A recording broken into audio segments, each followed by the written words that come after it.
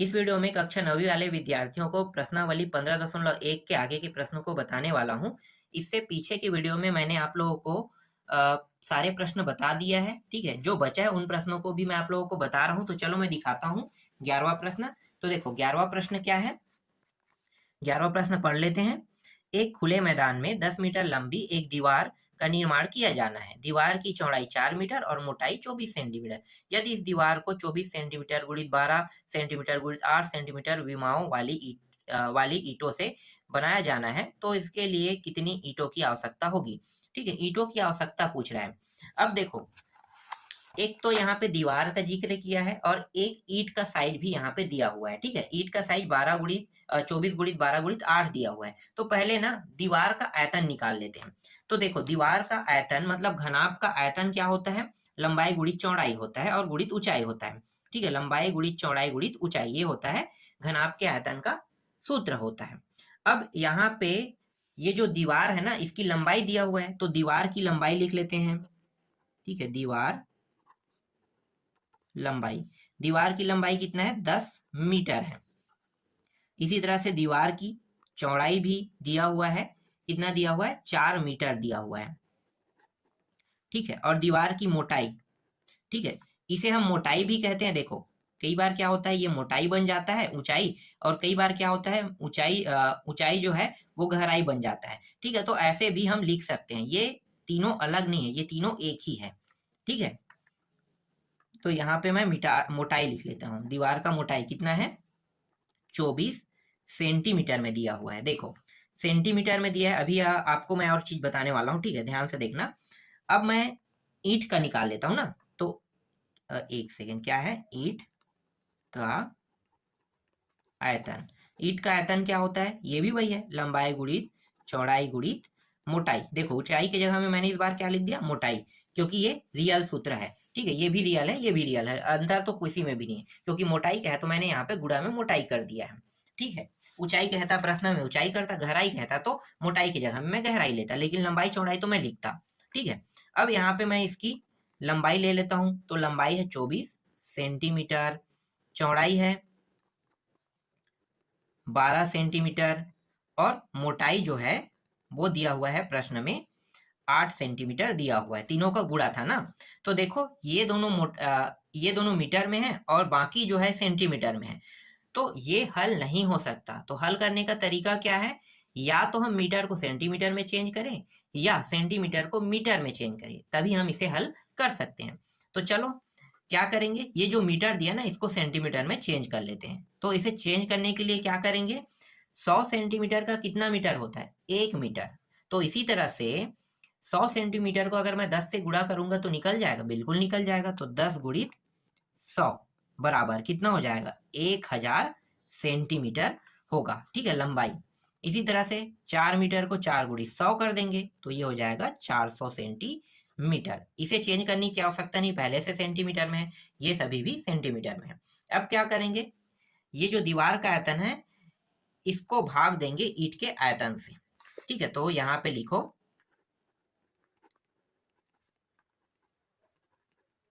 आयतन भागित, ठीक है, ईंट का आयतन। तो यहाँ पे लिखो 1000 गुणित 400 गुणित 24। ये ऊपर वाला तीनों हमने गुणा कर दिया। देखो, इसको गुणा कर दिया और ये तीनों का गुणा हो जाएगा। ठीक है, नीचे में क्या है, 24 है गुणित 12 है गुणित 8 है। तो ये 24 और 24 कट गया, ये चार इसको काटते हैं तो ये 8 है कम, 8 पंचे 40 और शून्य। ठीक है, 12 से काटते हैं तो 12 से ये कितने से कट सकते हैं, 4 से कट सकता है क्या। देखो, 4 तिया, ये हो जाएगा 4 दूनी 2 और शून्य, फिर 4 दूनी, एक सेकेंड, कितना हो रहा है, ठीक है, 2, एक मिनट क्या कर रहा हूँ मैं, 4 के पहाड़े में 100 कितने बार में कटता है, 4 के पहाड़े में 4 दूनी 8, 2 शून्य, 4 पंचे 20, ठीक है, और 4 शून्य। ठीक है, इतना हो गया। और कट रहा है क्या, नहीं कट रहा है। तो क्या करेंगे, इन दोनों को अब गुणा कर देंगे। तो 50 गुणित 25 गुणा कर दो, मतलब 250 को गुणा कर दो 50 से, तो ये हो जाएगा 25 पंचे कितना होता है, 125, 1 2 2 शून्य, इस तरह से, और नीचे में 3 से इसे भाग कर देंगे।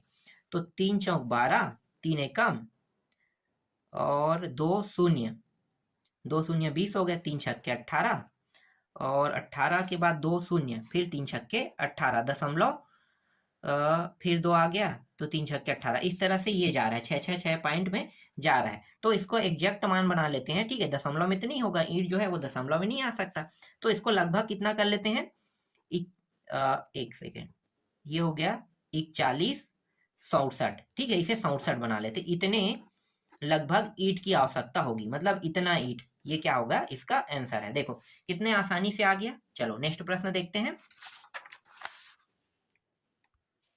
इसके बाद देखो 12वां प्रश्न।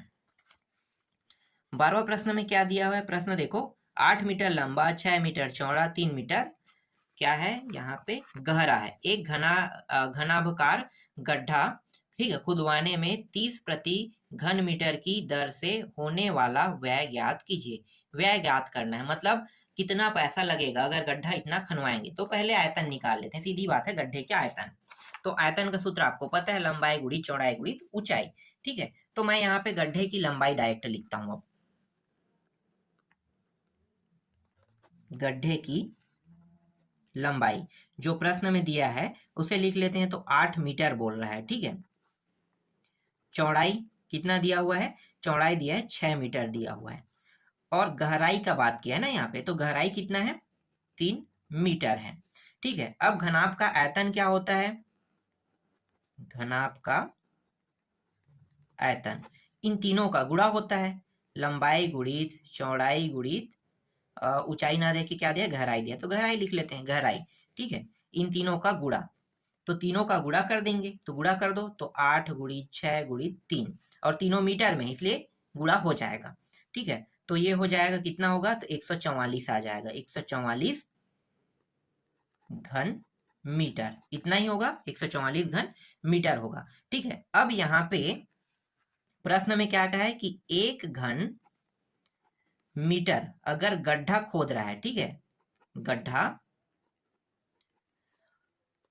खोदने का खर्च कितना है, 30 रुपया है, ठीक है, इतना है। 1 घन मीटर गड्ढा खोदने का खर्च 30 रुपया है। तो मान लो कि 144 घन मीटर गड्ढा खोद रहा है, कितना, 144 गुणित कितना हो जाएगा, 30, ऐसे ही करेंगे, 144 करेंगे क्योंकि ये 1 है, तो 1 गुणित 30 हो गया, ठीक है। तो 30 का 30 रुपया आएगा। लेकिन इसी तरह से 144 करेंगे, तो 144 गुणित 30 करेंगे, कितना होगा, गुणा करने पर इसका जो मान आ रहा है वो आ रहा है 4320 रुपया। यही क्या है, इसका आंसर है 4320 रुपया, क्या आएगा, इसका उत्तर आएगा, ठीक है। चलो आगे देखते हैं नेक्स्ट प्रश्न को। देखो 13वां प्रश्न।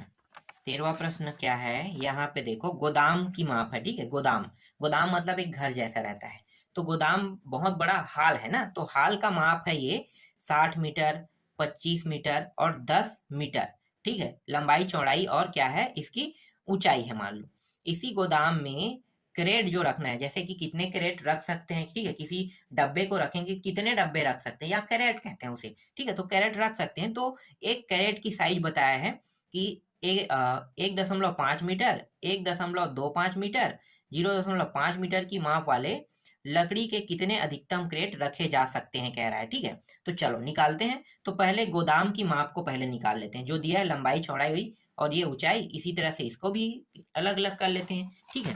तो ये सेम टू सेम जैसे 11वां प्रश्न बना है ना, वैसा ही ये भी 12वां प्रश्न बनेगा। तो यहाँ पे लिख लेता हूँ गोदाम की लंबाई। गोदाम की लंबाई प्रश्न में दिया है 60 मीटर दिया हुआ है। इसी तरह से इसकी चौड़ाई जो है प्रश्न में दिया हुआ है 25 मीटर दिया हुआ है, और ऊंचाई जो दिया हुआ है वो दिया हुआ है 10 मीटर दिया है। क्या करते हैं, घनाभ का जो सूत्र होता है, घनाभ का आयतन, आयतन का सूत्र क्या होता है, लंबाई गुणित चौड़ाई गुणित ऊंचाई, यही होता है, ठीक है। रख देते हैं ये 10, ठीक। इन सभी को गुणा करेंगे, कितना आएगा, 15,000 घन मीटर आएगा, ठीक है। इसके बाद अब निकाल लेते हैं जो क्रेट है ना, उसका निकाल लेते हैं, ठीक है। तो यहाँ पे लिखो क्रेट का, डायरेक्ट मैं यहाँ पे आयतन लिख देता हूँ, ठीक है। क्योंकि प्रश्न में डायरेक्ट दिया हुआ है गुणा के रूप में, तो 1.5 गुणित 1.25 गुणित 0.5 इस तरह से दिया हुआ है। ठीक है, तो सभी को गुणा करेंगे, तो गुणा करेंगे कितना आएगा, गुणा करने पर दशमलव में आ रहा है 9375 आ रहा है घन मीटर, इतना आएगा।